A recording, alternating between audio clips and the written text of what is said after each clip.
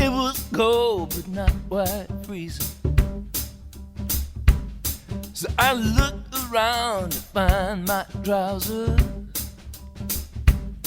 and this voice inside my head grew loud. Pants is overrated, pants is overrated, pants is overrated. Yes, yes, pants is overrated, pants is overrated, pants is overrated. Yes, yes, yes, yes, yes, yes, yes, yes, yes, yes. I'd have never made it out that window. Out the window.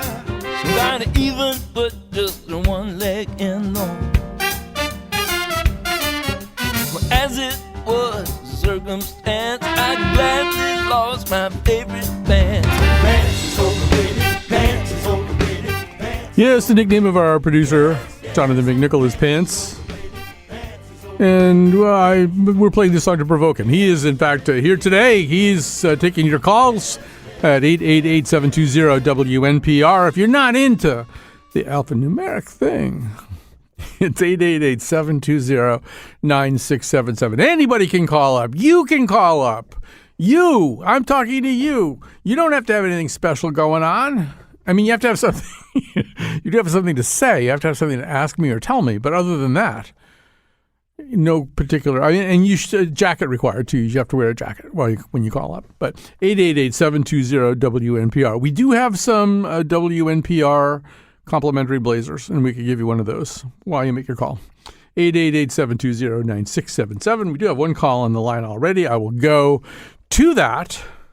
I do want to say also, I don't know if today's the right day for it, but one thing we haven't done in a long time is open a Mr. Carp envelope. And I do carry Mr. Carp envelopes with me on my person at all times. Mr. Carp, it's just impossible. Mr. Carp sends me envelopes which contain some percentage of the world's wisdom. I'm amazed that the Beinecke Library at Yale hasn't been in touch about they should just come in and seize all these, and just try to figure out what's going on. What is it that he's trying to tell the world? He knows many things. He knows things that you don't know. He knows things that I don't know. He sends me these envelopes. They have clippings in them typically. He often will underline, or he always will often underline or circle things. I don't know why exactly. I mean, it's not clear anyway. There's a whole Dan Brown element to this is what I'm saying. But anyway, I have some here. They're not the newest ones, but I don't think a Mr. Carp envelope is like fish or something. I think you could probably look at it almost any time. All right. So meanwhile, 888-720-WNPR. That's 888-720-9677. You need not be calling up about current events, but you may call. You know what I just discovered? I discovered this on my drive over here. As you know, there's a person, and we're going to get to, is it Rutten? From New Haven in just a second. But on my drive over here, I learned that Dean Phillips, first of all, I learned that he has no direct connection to Wilson Phillips. But I also learned that Dean Phillips, who, as you may know, is kind of, I think that's actually the election law term is he's kind of primarying Joe Biden. So he's a Democrat from Minnesota, and he's a congressman, and nobody even in Congress. He's like Mike Johnson. You start wondering how many people are there in Congress that nobody knows anything about. Because when Mike Johnson was picked to be speaker, it turned out like Mitch McConnell had never met him. Nobody knew who he was. And then Dean Phillips is running for president, and I maybe they're all Martin Short. That's one of my theories, is maybe all of these not terribly tall white guys in Congress are all Martin Short. They're just characters he's been working on for a while. But anyway, Dean Phillips, who's running for president, what I didn't know is that for 4 years, he was the CEO of Talente Gelato, which I think I like. I think Talente, it's not like great gelato you'd buy on, some cool street in San Francisco or something, but as gelato goes, it's not too bad. It's nice. It makes me feel better about him. I know that's completely irrational, but I like that he did something that gives people pleasure, which is really more than you can say about 85% of the people in politics these days. All right, so let's go to I'm going to screw up the name here, but it might be Ruthin from New Haven. Hi, you're on the air. Hi, Colin. You got it exactly right. Thank God. Last time I actually called in about ice cream, and we didn't have time to get into gelato. But that's not what I'm going about today. I'm not sure if you've heard anything about the charter amendment vote in New Haven. The one thing that I know is that it goes from 2 years to 4 years. Is that what we're talking about, that charter amendment? Yeah, that's one amongst many things. So I can give you a little rundown. Give me a rundown. So first of all, I'll explain what was meant by that. So the mayor's office, and I believe the aldermen too, are elected to 2-year terms, alderpersons, whatever they're called, in New Haven for 2-year terms. Most places, most cities and towns across Connecticut have gone to 4-year terms because you're basically just otherwise it's a banana republic. I mean, you're just constantly in the worrying about getting reelected. It's not a really good way to run things. I would support at least that part of the charter amendment, but that's the main one that I actually know about. So tell us about the rest of it. Gotcha. So I agree with you there, but there's a whole lot more in this. So it seems like the alders approved kind of an omnibus of changes. Yeah. Including, the mayoral terms from 2 to 4 years, the terms for the alders from 2 to 4 years. I think now the alders have to approve any contract over $100,000 that the city has. It also gives the alders the power to restructure departments without having to go through a charter vote. Mm-hmm.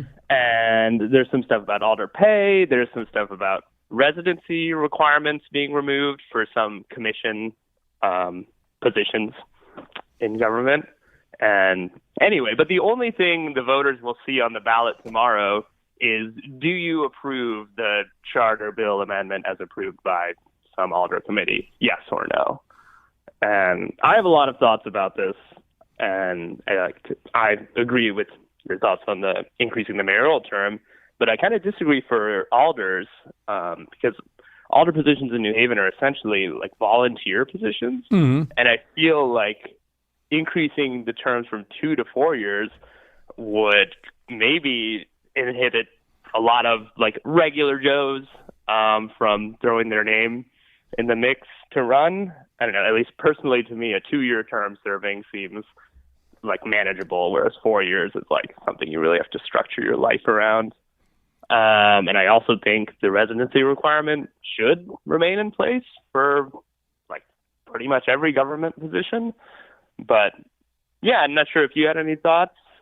I remember you had a pretty good take on the transportation lockbox a few years ago, and this seems like somewhat related. Yeah, first of all, I think that's a very thoughtful. Isn't an alder a tree? I mean, I feel like it's a tree, right? And it's weird that the Elm City, which basically doesn't really have elms anymore, or not very many anyway, now they have alders. But the alders, it's like the Ents in Lord of the Rings or something. But but it's your take is a very thoughtful one, that there's a difference. I don't know how big a difference there is, but yeah, I can sort of see more of a hop on, hop off. You refer to it as an omnibus bill, but I would say it's a hop-on, hop-off bus if it's 2 years. And I could see why I hadn't really thought about that. So I think that's a pretty good point. I know what you're saying about the omnibus nature of the charter revision bill. Stamford has something similar going on. Stamford's is even more screwed up because in Stamford, they don't really have any big offices up this time. I think maybe their mayor is 6 years or something, or it's just on off cycles or different cycles or whatever. So nobody is running for anything big in Stamford this year, but they have a pretty substantial charter revision bill on which the mayor, Carolyn Simmons, doesn't like and feels as though it is, likely to enable bad things.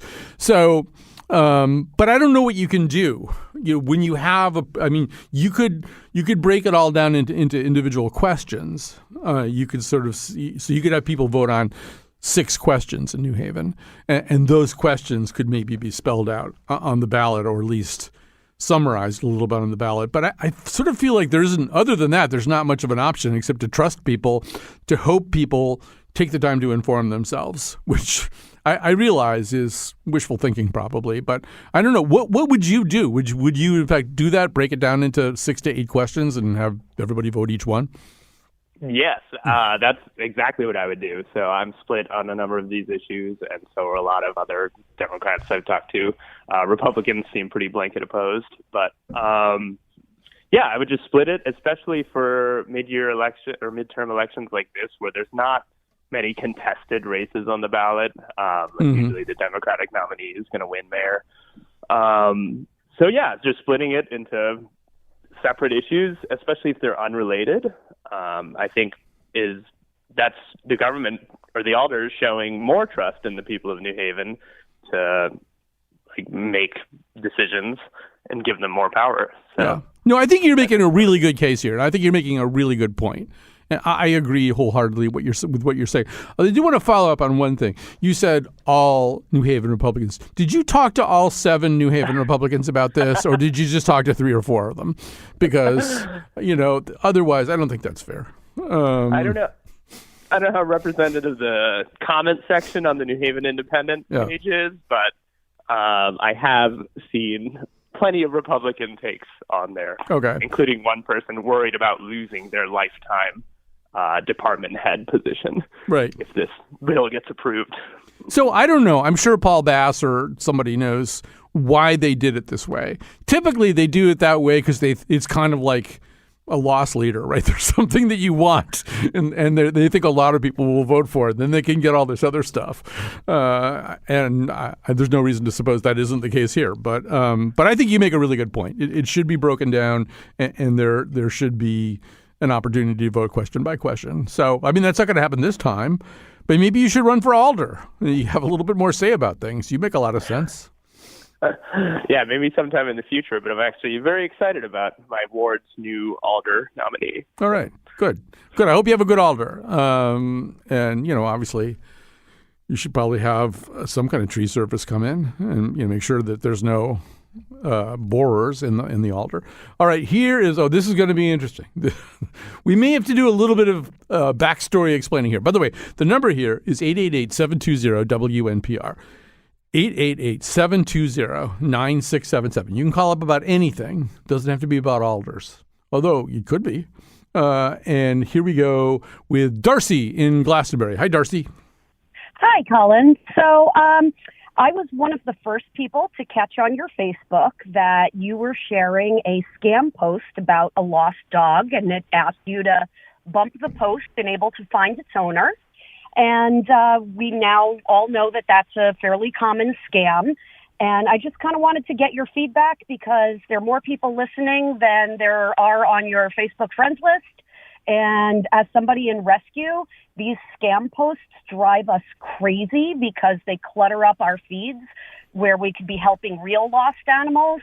And, I just want to get your public feedback on what went down and how you feel about it. Yeah, no, I have plenty to say about it. But let me ask you a quick follow-up question. You say these things drive you crazy. Have you or anybody you know contacted Meta about this? Not that I'm aware of. I certainly haven't, and I can't speak for other rescues. But, no, I don't know of anybody that has personally. All right. So let me explain this whole thing. So, I think it was on Saturday night. I saw, or Saturday afternoon, there was a post. It was about a dog, a sad-looking dog. Somebody's found this dog in Chester or someplace and needs some help finding the owners. And would people share this post? Or he did just bump up the post, which I now know is telltale language. But I didn't know it at the time. And I looked and the dog was sad and I'm a dog lover. And I just thought, okay, I'll do that, skin off my nose. And so I wake up on Sunday, and I'm sure your comments, I didn't really sort of, carefully note who said what, but I'm sure your comment was, worded in a very helpful, thoughtful way. I was the one that wanted you to take that information and do an actual episode story about it. So. Okay. So we're kind of doing that right now. So, but there were a lot of people who were like, either, you gullible idiot, or do you realize the harm you're causing by putting this thing up? And I mean, really, not only did I not know that was a scam, but when I put up a separate post on Sunday morning about this and discussing it, dozens and dozens of people jumped on to say that A, they didn't know it was a scam, and B, they too have reposted these things.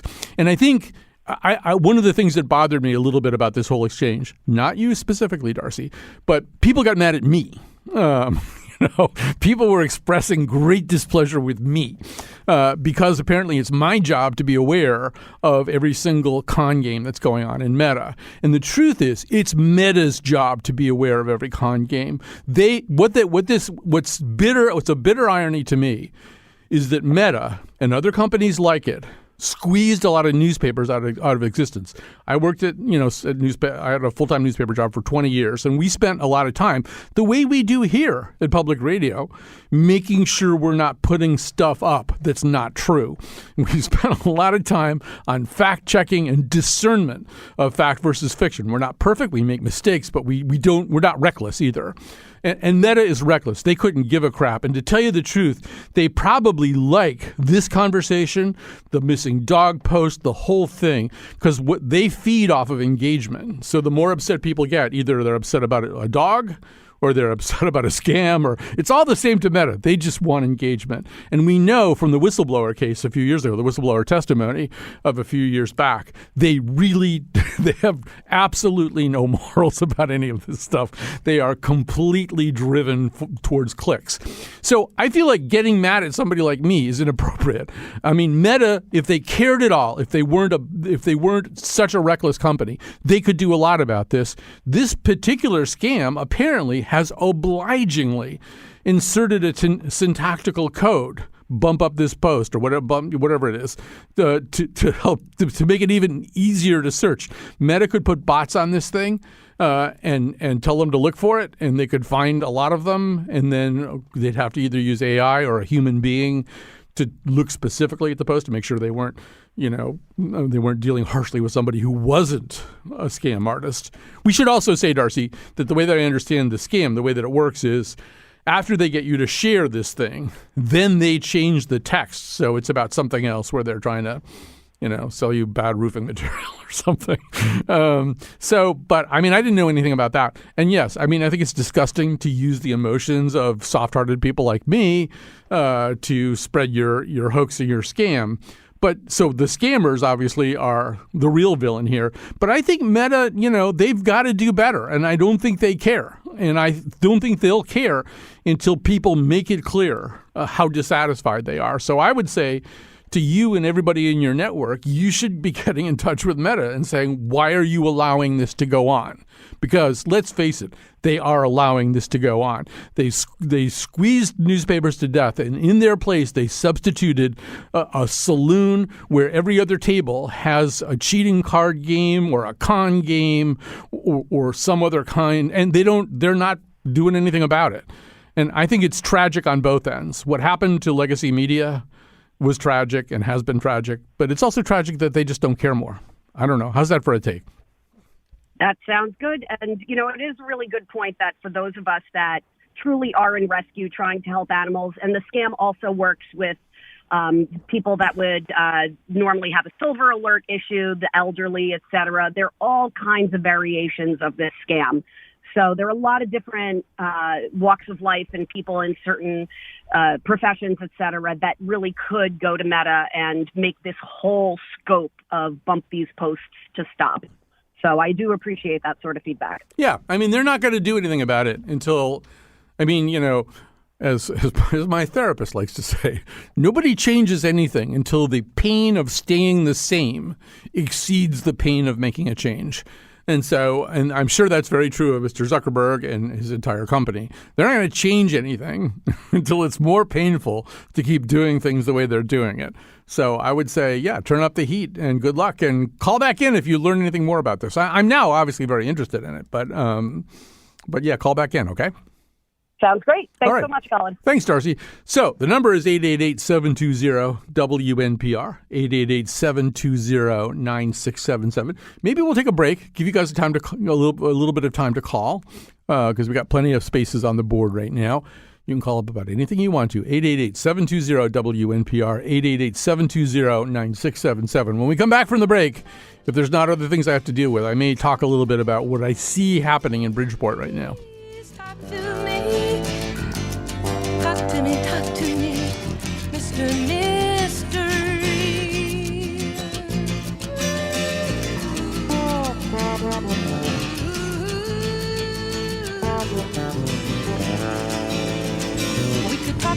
Martha. We could talk about landscapes.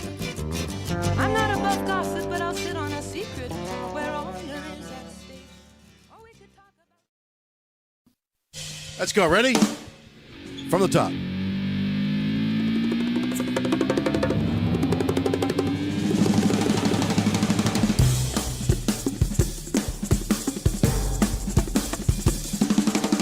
My favorite shows on TV have 12 minutes of advertising. I can't get behind that kind of time. Eat quickly, drive faster, make more money now. I can't get behind that. My kids say, he said to me, and I'm like, and he's like, and she's like. It's all, he's all, she's all. I can't get behind that kind of like English. That'll be 6 to 8 weeks before delivery. The rising oceans, the warming temperatures. The dying polar bears, no tigers in 50 years. Rising poison in the air and water. I can't understand why the price of gas suddenly rises when oil goes up. But takes months to go down long after oil falls. I can't get behind any of that. I can't get behind the gods. Who are more vengeful. We haven't played that in a while. It never gets old, though. It's sort of the perfect thing for call-in shows. All right, so we're doing Ask or Tell Me Anything today, 888-720-WNPR, 888-720-9677. Now I'm starting to think I will never get to talk about Bridgeport because people are calling in. And all right, so we should start with Jim just because he connects to Darcy.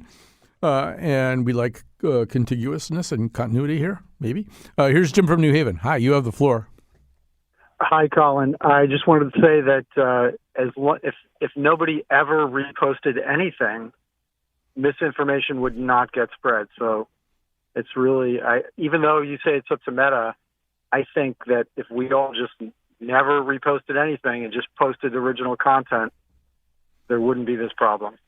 Yeah, I mean, that's an interesting point. On the other hand, if Facebook exists for anything, it may exist so that people can usefully repost things. But you're saying if I want to usefully repost something that's important, I should just sort of build my own post. And that's not a bad suggestion. Yeah, I mean, that's not a bad suggestion, yeah. Whenever I see something that's reposted, I find it highly annoying. Yeah, I mean, I hadn't really thought about it that way. And I will take that under advisement, as they say. Because then you put the onus on the person who's reading it to then think, oh, is this something valid? Like, what's the source of this? You know, as opposed to if it's original content, they know it came from you. Yeah. Okay. I mean, not bad. Not a bad idea. All right. Thanks for calling, Jim. See, it's somebody called in with a solution to something. People feel as though talk radio never has that. But here we may have done something. I mean, it takes a lot of discipline to remember to do that because it's kind of, there's that little share arrow sitting down underneath the post. It's so easy to do that. But he may have a point. I mean, I don't know. Like, I think this is the first time I've had the experience of having shared something that turned out to be completely bogus and horrible. But still, he has a point. Okay, so many to pick from. What should I do? I have no idea, but I like this name, so I'm going to go to Suffield, to Nathia. Hi, you're on the air. Hi, thanks for having me, Colin. Sure. One of your greatest fan. And I am calling to talk about running Manchester Road Race. Not a lot of people are familiar about a small town race, but it's been going on for like 87 years. And this year I'm getting married there. Wow, congratulations. Have you decided who you're marrying, or are you just kind of the first person over the finish line? I don't think so. I don't think I'll be able to be the first person at the finish line. No, I just saying, like, wait at the finish line, and as somebody crosses over, you can say, you look pretty good. You want to get married? Hopefully, I'll change my mind. Okay. It depends on the day. Okay. But no, it's, first of all, congratulations. That's a wonderful thing. And I think it's a very cute idea. I mean, I hope you have sort of a weather plan, because obviously it can rain, it can sleet, it can snow. I mean, it'll give you a lot of stories to tell your grandchildren about how you got married and got frostbite at the same time. But I've been running as a runaway bride for the past 4 years. So it's a funny story that I found my wedding dress at a thrift store, and I started running in that. And a priest over there came across, and they were like, why don't you get married? I'm like, okay, that's a good idea. And now we're getting married. Wait a minute. Back up. Who said why don't you get married? A priest. A who priest? Works there. Where does he work? I mean, he's at a church there, Yeah. and we were crossing the finish line, and we were just walking by. Yeah. And my fiance happens to. Oh, you were meet with the your priest. fiance. Okay, that's an important Yeah. detail. Okay. Yes, we run together, and he was like, "Why don't you guys get married?" I'm like, "Okay, we'll think about it." And then he reached out again, and I'm like, "Okay, let's go with it. Let's just go with it and get married." I can't tell whether this is a wonderful story or whether I should be worried. Priests who just like yell at you to get married? No, not at all. He was going to take our pictures, Okay. so we gave our camera, and he turned out to be a priest. Yeah. And he was like, "That's a cute couple, and why don't you guys get married?" I'm like, "Yeah, sure. One of the historic graces, and it'll be the first wedding." That is really exciting, and I'm so happy for you, and I hope you have wonderful weather and that everything goes fabulously. I think it's a very cute story. And so you were Thank you, Colin. so you ran the race 4 times in a wedding dress just to be a runaway Yeah, bride. that Okay. is correct. Okay. I just think it's terrific. You know, you're going to have great stories to tell. Hopefully. All right. Thank you. And another thing that I wanted to mention is that you are the first person who got me into watching Schitt's Creek. So if not for you, I would have totally missed it. You got me into watching. Somebody that. would have come. fiance- Somebody else would have come. Probably that priest would have said, "You should get married. Also, you should watch Schitt's Creek. It's really funny." All right, you have a great day. Okay, bye-bye. That's just that lifts my spirits. It lifts my spirits. All right. Tomorrow is election day. We have some election-related calls. Let's take some election-related calls. We can start with Irene. Here's Irene in Mystic. Hi, Irene. Hi there. I'm so thrilled to talk to you. It's the first time I've ever called a radio station. I'm even more thrilled at the moment, I think.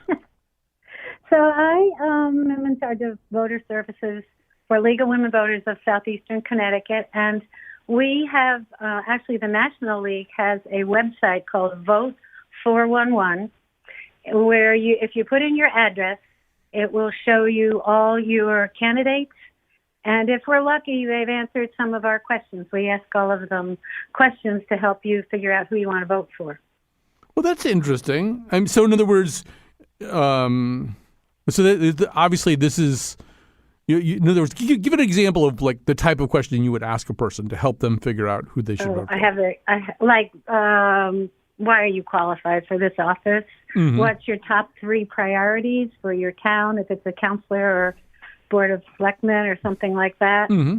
I know one of the questions is, how will you be sure that people with opposing views are able to work together? Well, it's a very nice service. I mean, ideally, I think, Irene, we hope that people will inform themselves in a kind of more generalized and, organic, so to speak, way about who's running.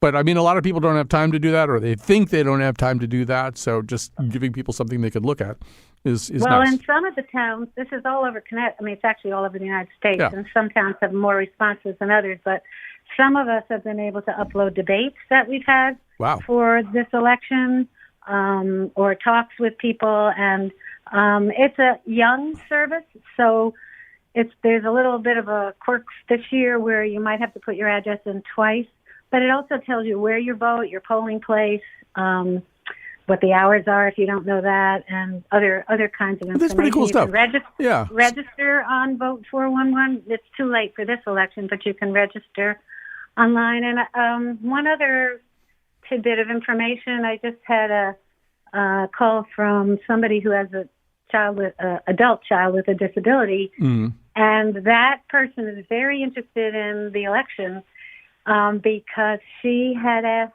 a candidate who got elected last time to do something, and they promised to do it, and it never got done. So she's not going to vote for that person again. But what I suggested is that if they get elected again, she follow up and go ask them why it didn't get done, and tell them it's still an important issue for her. And I think people need to know that, especially local candidates, you can talk to personally. Yeah. It's a good thing to do. Could you put something up on Vote 411? Is that what it is? It's Vote 411? Is that what it's called? Yeah. Okay. Yeah. Put up something about how a lot of the things about lost dogs on Facebook are not real. That would be a big help to me and to Darcy. But this sounds really good. Vote 411. I'm going to I think I knew who I'm going to vote for, but just for fun, I'll try it when I get off the air. So thanks for telling us about it. Great. Let us know how it goes. Oh, yes, absolutely. Okay, thanks for calling. That was fun. That was great. Yeah. Whoop. And as long as we're on this subject, we'll go over to Chris. And so here's Chris in Avon. Chris, before you get started, let me just tell everybody else, if you want to get on the air and talk about anything, the next person after Chris is going to talk about an Isaac Asimov short story about AI, just to give you an example of how eclectic, how esoteric we are prepared to be on this show. But here's Chris in Avon. Hi. Hey there. I'm not that eclectic or original. That's okay. And I just called to tell everybody to vote. People don't pay enough attention to local politics, and the next thing you know, your school board isn't doing what you want it to do, or is doing things that scare you, or the local zoning board of appeals is not approving things you don't want, or not approving things you do want. So I think it's a great point. And of course, you guys have, you had that big Moms for Liberty, wasn't big really, Moms for Liberty meeting in Avon. So that would probably be a little bit of what you're referring to when you say the school board is doing things that scare you. Absolutely. These are the votes in some ways that are likely to matter the most. A lot of these elections are very, very close. One of the reasons that Bridgeport has the problem that it's having right now is that, these things come down to the wire, and 250 absentee ballots can make a really big difference. So yeah, and the other thing is, it's really your best chance to vote knowledgeably, because just living in the town, talking to the candidates, they're all standing out in front of the supermarket and stuff, handing stuff out. You really have a chance to get to know people. And as Irene was suggesting, if there's an issue that you really do care about, you can get them on the record about it, and you can come back at them if they don't do what they said they were going to do. Most of that is going to be pretty difficult to do the higher up you go in the hierarchy of elections. So yeah, local elections, to me, they're like the most fun elections, but they're also very important. They are. Thank you. All right. Thank you.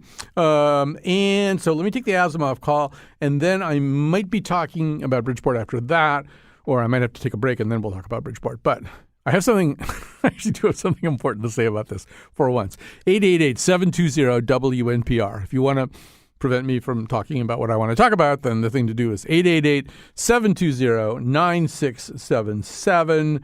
We are going to go to Jim from Manchester, who hopefully is not a priest who tries to get people to get married at the Manchester road race.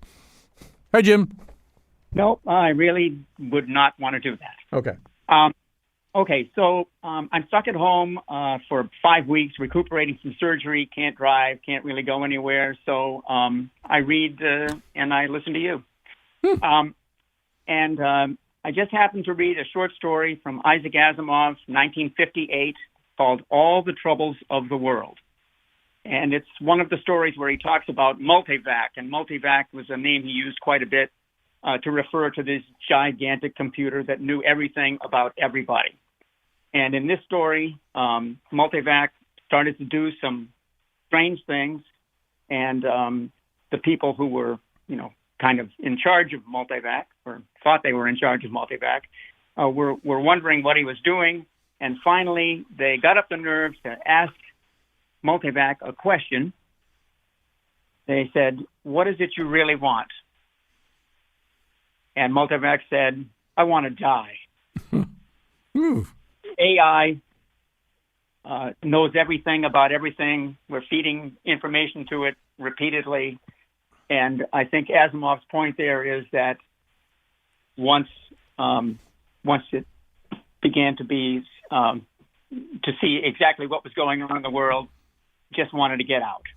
Yeah, it's an interesting question because, first of all, will we get AI to the point? I understand it's a short story, and Asimov, obviously a very creative guy, but the implication is that an AI could eventually have something approaching volition, could want something, as opposed to appearing to want something, which we've already seen that with ChatGPT and that whole thing with Kevin Roose, where ChatGPT was like making a lot of very personal requests to this New York Times reporter. But I think that's AI acting like it wants something, whereas if Multivac could really want something, I mean, we've already seen data on Star Trek who would want something, and typically he wanted to be human or he wanted to have human emotions and feelings.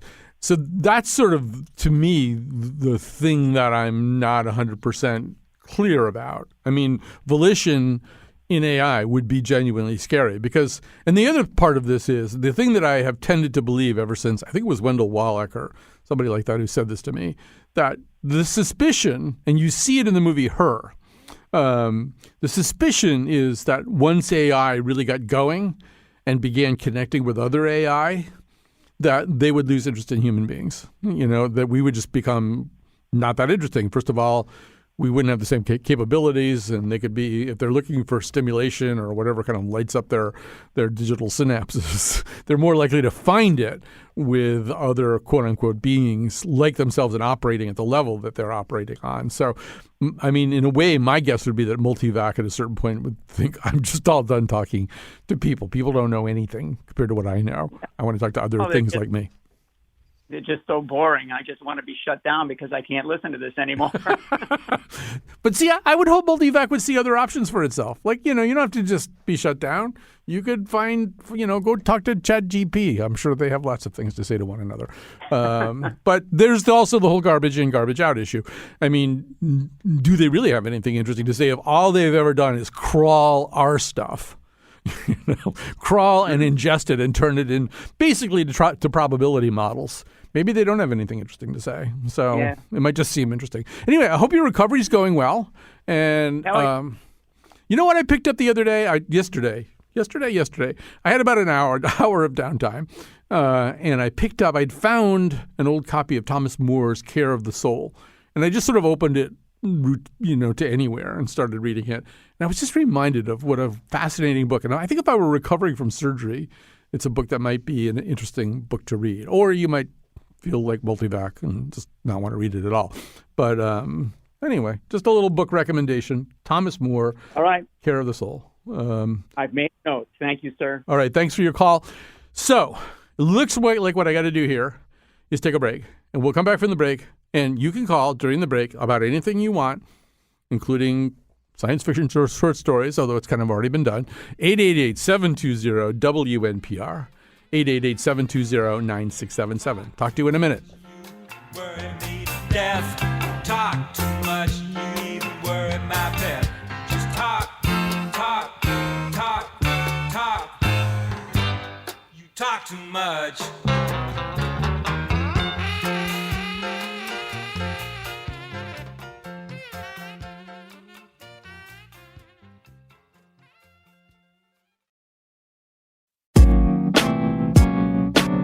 All episodes of The Colin McEnroe Show are available 24/7 at ctpublic.org/Colin, which is also where you can sign up for our delightful free fortnightly newsletter, The Noseletter.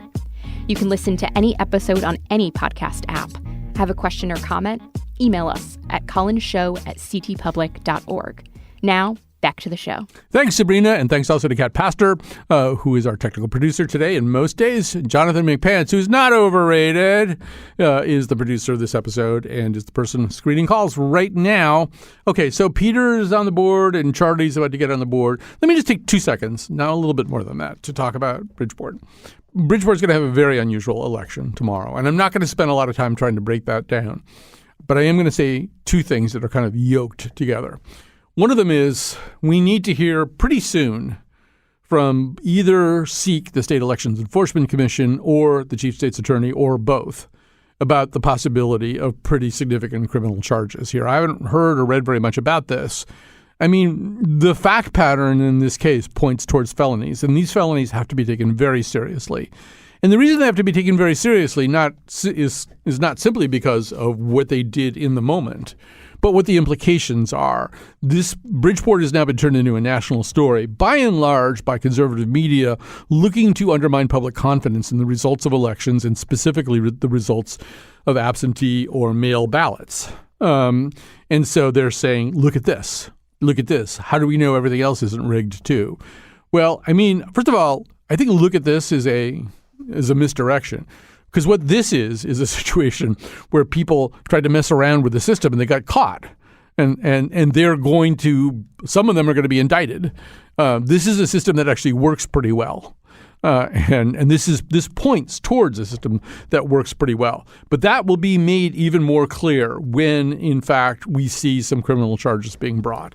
And I think also an effort has to be made by everybody, including me, to make it clear that this doesn't prove anything about the fallibility of the U.S. system. In fact, what we know about the U.S. system is that, in 2021, the Trump forces did everything they possibly could, including more than 60 lawsuits, many of them heard by Republican-appointed judges or Trump-appointed judges who could not find anything wrong, or at least who did not see any presentation of fact by the suing entities, the Trump-backed people who were trying to bring legal challenges to these vote counts. They didn't see anything wrong. They didn't find any evidence of fraud. And that's a pretty massive effort. I mean, in a way, we got the perfect test of whether our system works pretty well. It seems to work pretty well if, in fact, you bring 60 lawsuits and you can't find anything wrong. So, I mean, I feel, I first of all, am furious at the people in Bridgeport who did this, because the implications do not stay in the Bridgeport city limits. People will opportunistically try to make hay out of this thing and try to make it a symbol of something that it isn't a symbol of. So the more speedily we redress this, and I'm not usually a big punishment maven, and I don't like locking people up, for most crimes of this kind. But these have to be treated as felony charges. Sikh, I believe, has the potential to levy pretty substantial fines, like large fines against these people. I think they really do need to be punished and kind of made an example of, because this is bad not just for Bridgeport, it's bad for the whole country. All right, I had to get that off my chest. So let's see. What do we got here? We've got no. All right, I'll just go down the line. Why not? We'll just do it. Okay, we will start with Peter. Peter from Wallingford. Hi, Peter. You got the floor. Hi, Colin. You're the man to answer this question. Hopefully make some comments. With all the madness, insanity, and ridiculous lies that Trump throws out all the time, could he end the Palestinian and Israel war? What's the answer to, yesterday on the talk shows news, they had a main Palestinian representative. He couldn't even answer the question. He took all the time just to say the same rhetoric we hear all the time for years, and it didn't answer anything. So what do we do about that situation? All right. Well, those are two different questions. Let me try. I don't think Trump would bring much to the table here. Trump thinks everything's a deal. I mean, that's his whole mantra, right? Everything's a deal. I'm good at making deals. The Middle East doesn't work that way. And first of all, you even have to decide, who would you make the deal between, the Netanyahu government and whom? I mean, Hamas is sort of degraded beyond the point of being an entity that you can make a deal with. Fatah is not an adequate replacement either for other reasons. I don't even see who you make the deal with. And he's not a sophisticated thinker. If Dennis Ross can't make stuff like this happen, I don't think Donald Trump can. The rest of this is incredibly complicated, and there's 7 minutes left on the show. And so I'm not going to kind of open a can I can't close. But no, I don't think he's the guy. Here's Paul in Groton. Hi, Paul. Hey, how are you doing today? Just fine. I moved into this cool in-law apartment about 10 years ago. And come to find out, the fellow who rents the house I'm in grew up in the town next to me in Massachusetts. If I went 8 miles from my house, I'd have been at his house. Mm-hmm. And we're about the same age, both were in the Navy, and we're on polar opposites of the political spectrum. Yeah. So when we talk about everything, and when we disagree, we break, come back with 4 sources: one academic, one media, one government, and one independent. And then we rediscuss. The reason I'm calling is I need somebody to go with my buddy to offset his vote, because that's what we've been doing for a decade now. So I need a new Democratic voter to step up, because I just don't want, it doesn't matter if he's already been voting. And then the other thing I wanted to say is that I come from an odd family, Irish family of about half Jewish, half Catholic, 2 atheists thrown in there. And this is about the saddest time in our lives. And say a prayer. Yeah, it's terrible. I mean, it's terrible all the way around right now. To your original point, Wolf, does the new person have to move into the cool in-law apartment? And does that person have to be a cool in-law in order to live in the cool in-law apartment? Oh, it's awesome. A loft apartment with 23 windows in the woods. Oh, gosh. Heaven. I'm really going to... It's heaven. I'm moving to a sailboat, so that's okay. Okay. Wow, what a life. So I would say seriously, I mean, it almost sort of reaches back to the previous call. The model you and your guy have is a terrific model. People should do that more, have real conversations about stuff. And yeah, when you hit a stalemate, step away, come back with some new material. I love the fact that you guys have kind of categorized it into 4 kind of buckets of material. And I mean, it sounds like a very profitable disagreement as opposed to most disagreements, which don't go anywhere. It is. It really is productive, and we joke around about, like, if we were emperors of the universe, what would we change? And we agree on everything. And who is the representative who resigned from Congress after being on the committee? The Republican fellow, one of 2 with Cheney's daughter there. You mean Adam Kinzinger, that guy? Yeah. Now, from what I understand, what he's doing with his time is doing exactly what we do. He's trying to bridge the divide. And like my buddy and I, we built a big scarecrow that's half red and half blue, both of them holding up peace signs with that John Madden quote that teams are just like families, except they get to hit each other. Well, first of all, I bet you won't find another relationship like this one, wherever it is on your sailboat. But I hope you stay in touch with this person, because you guys really you have something very special, and most people don't achieve that. Most people kind of sniff each other's butts, and if it's the wrong kind of butt, they just don't even do anything about it. Everybody avoids everybody else. That's what that book, The Big Sword, is all about. And you guys are actually engaging, and you're engaging with each other, and you're learning from each other. And the fact that you don't agree about anything has turned into kind of a fulcrum for some kind of, improvement in dialogue and stuff like that. So it's in some ways the most encouraging call I've gotten all day, except for the woman who's getting married at the Manchester Road Race. But so good for you. Good for you that you did this. It's a very inspiring thing. One point you just said, it's about what I was just going to say was friendships outweigh opinions. Yep. On the fulcrum. Yeah, I mean, I don't know. One of my best friends in the world is a guy named Greg Butler, who is pretty well known to people for various reasons. But Greg worked for, several different Republican presidents, and he's about as Republican as you can get. And I cherish the times that we get to spend just having a meal or having a drink or something and just talking about stuff. And sometimes we don't even talk about politics at all, but we talk about the rest of life. And everybody should do that. You should have at least one friend who believes the opposite of what you believe, who's, not only registered with the other party from yours, but is really pretty dedicated to it, or dedicated to it at almost a comparable level to what you are. Because you don't really learn a heck of a lot talking to people who are exactly like you. And you learn, I'm out of time here. I got to stop. I got to shut up here. Okay. So I got carried away. Sorry about that. Sorry to Charlie in Glastonbury too. Thanks for listening.